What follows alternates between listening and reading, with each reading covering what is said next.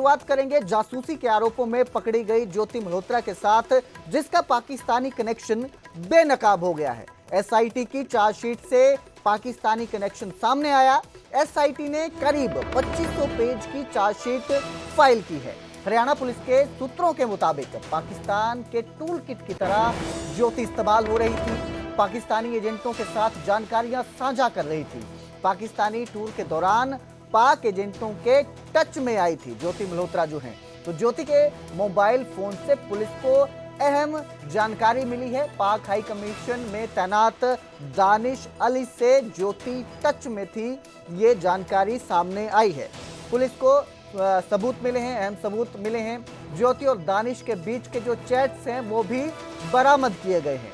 ISI agent Shakir Hasan Ali और नासिर ढिल्लो से ज्योति की बातचीत होती थी। पहलगाम हमले के दौरान ज्योति मल्होत्रा के रोल की तफ्तीश जारी है। इस मामले में कई सोशल मीडिया इन्फ्लुएंसर को हरियाणा पुलिस ने समन कर पूछताछ भी की थी।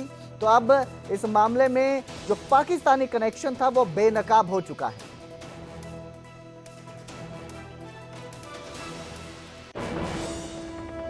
यूट्यूबर ज्योति मल्होत्रा के खिलाफ हिसार पुलिस ने बीते गुरुवार को एक महत्वपूर्ण चार्जशीट जिला अदालत में दाखिल कर दी है। करीब 2500 पेज की चार्जशीट में ज्योति मल्होत्रा को मुख्य आरोपी बनाया गया है। पुलिस सूत्रों का दावा है कि ज्योति मल्होत्रा लगातार पाकिस्तान हाई कमीशन के दानिश अली के साथ संपर्क में थी। उसकी पाकिस्तान यात्राओं का जिक्र भी चार्जशीट का हिस्सा बनाया गया है। इतना ही नहीं, पुलिस ने अपनी चार्जशीट में यह भी दावा किया, जो सूत्र बता रहे हैं कि जो ज्योति मल्होत्रा के इलेक्ट्रॉनिक गैजेट और जो उसके मोबाइल फोन बरामद होते हैं उसमें कई पाकिस्तान एजेंट के साथ उसकी जो चैट थी, उसकी जो बातचीत थी, उसका खुलासा हुआ है, जिससे ये बात जाहिर होती है कि ज्योति मल्होत्रा को पाकिस्तान हाई कमीशन एक टूल किट के तौर पर इस्तेमाल कर रहा था और ज्योति मल्होत्रा भारत की कई गोपनीय जानकारी पाकिस्तान हाई कमीशन को पास करा रही थी। ये बात इस ओर इशारा करती है कि ज्योति मल्होत्रा एक टूल किट की तरह इस्तेमाल हो रही थी और पाकिस्तान हाई कमीशन लगातार भारत के खिलाफ उससे कई जानकारियां जो है वो उगलवा रहा था।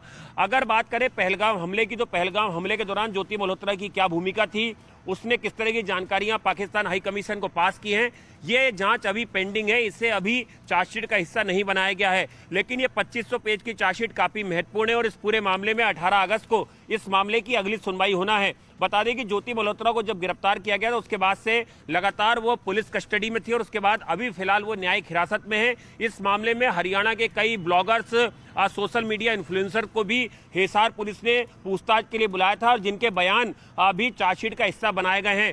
तो ये काफी महत्वपूर्ण चार्जशीट है 2500 पेज की, जिसमें इस बात का जिक्र किया गया है कि कैसे ज्योति मल्होत्रा जो एक यूट्यूबर थी वो पाकिस्तान गई, कैसे वो पाकिस्तान हाई कमीशन के कार्यक्रमों में शामिल हुई, कैसे वो एक अधिकारी दानिश अली के साथ संपर्क में आई और कैसे वो भारत की गोपनीय जानकारी पाकिस्तान हाई कमीशन को लीक करी थी। इस चार्जशीट में इस बात का भी जिक्र किया गया, जो सूत्र बता रहे हैं कि पाकिस्तान में उसकी कई एजेंट से मुलाकात हुई और उनके नाम जो है उसने अपने मोबाइल में कोडवर्ड के तौर पर और दूसरे नामों के जरिए सेव किए थे ताकि वो जांच एजेंसियों को गुमराह कर पाए। तो वहीं हरियाणा में वोट चोरी के आरोपों को लेकर सियासत सरगर्म होती जा रही है। हरियाणा कांग्रेस प्रभारी बीके हरिप्रसाद ने आरोप लगाए हैं कि हरियाणा में 0.5% से हारे हैं। बीके हरिप्रसाद का यह दावा है। हरियाणा में वोटर लिस्ट में गड़बड़ी हुई है। बीके हरिप्रसाद ने ये बताया है, जानकारी साझा की है, आरोप लगाए हैं। राहुल गांधी ने मुद्दा उठाया है, यही मुद्दा उठाया गया है, बीजेपी वाले मरे हुए लोगों का वोट डलवा देते हैं, यह आरोप है। राहुल गांधी फैक्ट के साथ बोल रहे हैं। बीके हरिप्रसाद ने अब ये बयान दिया है और कहा कि हरियाणा में जो है वोट चोरी हुए हैं। बीजेपी पर आरोप लगाए हैं कि वो मरे हुए लोगों के वोट भी डलवा रहे हैं।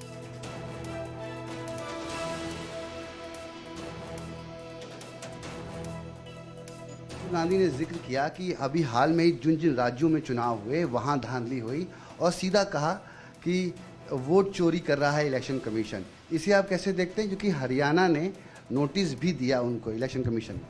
देखिए, भारतीय जनता पार्टी ऐसा संगठन है, उसका डीप स्टेट लोग काम करते हैं। उसका जो संगठन उसके लिए काम करता है वो प्रजातंत्र में भरोसा नहीं रखता है, संविधान में भरोसा नहीं रखता है, तिरंगा में भरोसा नहीं रखता है। ये लोग सक्रिय है।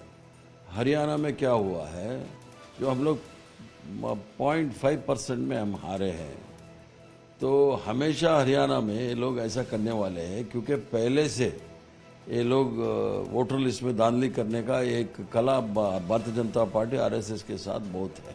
जो लोग मरे हैं उसका वोट पहले ही डाल के चले जाने वाले हैं। और इस बार जो चुनाव हुआ है पिछले साल, उधर में बहुत साफ है।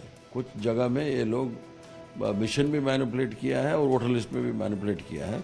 वही राहुल गांधी जी ने उसको मुद्दा उठाया है। खासतौर कर्नाटक में जहाँ से मैं आता हूँ, जो हमारा सेंट्रल पार्लियामेंट्री कॉन्स्टिट्यूंसी में महादेवपुरा में 1 लाख वोटर एक कार शेड जैसा है, उसमें अब 60 नाम हैं।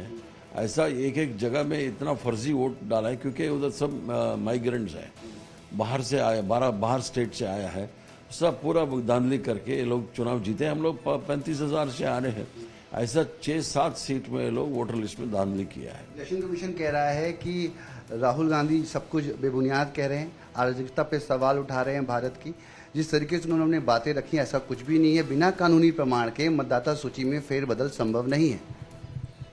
देखिए, राहुल गांधी जी जो बोल रहा है वो तो पूरा सामने है, पूरा फैक्ट्स के साथ साक्षात्कार है, पूरा विटनेस है, पूरा लिस्ट पेश किया है। इलेक्शन कमीशन क्यों डिजिटल वोटर लिस्ट को 2-4 स्टेट में बंद कर दिया है, तो देने दीजिए। सिर्फ वो ठाकुर जो है वो गोली मारो करके बोलता है, उसको मिलता है लिस्ट। हम लोग विपक्ष के लिए पूछने से नहीं मिलता है। कहाँ से, क्यों, कौन सा तरीका है ये? एक सवाल आपसे पूछूंगा। हरियाणा के संदर्भ में आप प्रभारी हैं, जिम्मेदारी निभाई, डिस्ट्रिक्ट प्रेसिडेंट्स की आपने नियुक्ति की। सीएलपी लीडर कब मिलेगा, प्रदेश अध्यक्ष कब मिलेगा? क्योंकि भारतीय जनता पार्टी जमकर यही मुद्दा उठाती है कि ये लोग अब तक सीएलपी लीडर तय नहीं कर पाए, प्रदेश अध्यक्ष का चुनाव तय नहीं कर पाए। आप भारतीय जनता पार्टी से पूछे, ये 1.5 साल से भारतीय जनता पार्टी का राष्ट्रीय अध्यक्ष क्यों नहीं बनाया है? बाद में हम बताएंगे हमारा स्टेट का क्या होगा। और अब जिक्र यमुनानगर का करेंगे। पथराला नदी का बांध टूटने से बरौली माजरा डूब चुका है। बरौली माजरा गांव में 2 फीट तक पानी जमा है। बाढ़ के पानी में 250 एकड़ में लगी फसल बर्बाद हो गई है। इसको लेकर ग्रामीणों का गुस्सा फूटा। प्रशासन पर अनदेखी करने के आरोप लगाए। ग्रामीण बोले कि प्रशासन बाढ़ बचाव में ढिलाई कर रहा है। तीसरी बार गांव में पथराला नदी का पानी घुसा है। हिमाचल और मैदानी इलाकों में हो रही जोरदार बारिश से पथराला नदी उफान पर है। पथराला नदी ने यमुनानगर जिले में ऐसी तबाही मचाई कि बरौली माजरा गांव के पास नदी का बांध टूट गया और गांव में कई फीट तक पानी जमा हो गया। करीब 250 एकड़ फसल जलमग्न हो गई। ग्रामीणों ने इस तबाही के लिए प्रशासन को कोसा है। यमुनानगर जिले में पथराला नदी का पानी फसलों के साथ लोगों के घरों तक में घुस गया है। गांव में घुसे पानी ने जमकर तबाही मचाई। और की समस्या है जी, बरौली माजरे की पहले भी पटड़ी टूट चुकी थी और अब भी टूट गई जी। और गाँव लग रहा है जी डूबन, प्रशासन कोई कार्रवाई नहीं कर रहा किसी तरह की जी। और आपके सामने देख लो क्या हालात हो रहा है पानी का। यो फसल थी तो कम से कम 200-250 किला है जी। एंकड़ मान ले फसल खराब होगी सारी। बच्चे स्कूल मन जा सक रहे जी, इस पानी में कहाँ नहीं कटका जहाँ। ये है जी, ये बरसात के सीजन में शुरू दिनों में ये हमारे गांव की जो पटड़ी है पथराला नदी की, ये टूट गई थी। हमने प्रशासन से भी गुहार लगाई, सबसे गुहार लगाई, लेकिन इस पटड़ी को नहीं बिल्कुल बंदा गया और इससे बहुत ज़्यादा नुकसान हो रहा है। 200-250 एकड़ जो है फसल का भी नुकसान हो गया और पूरे गांव बरौली माजरा के अंदर पानी इस टाइम पूरा भर रहा है, पूरा जम हो रहा है, जिससे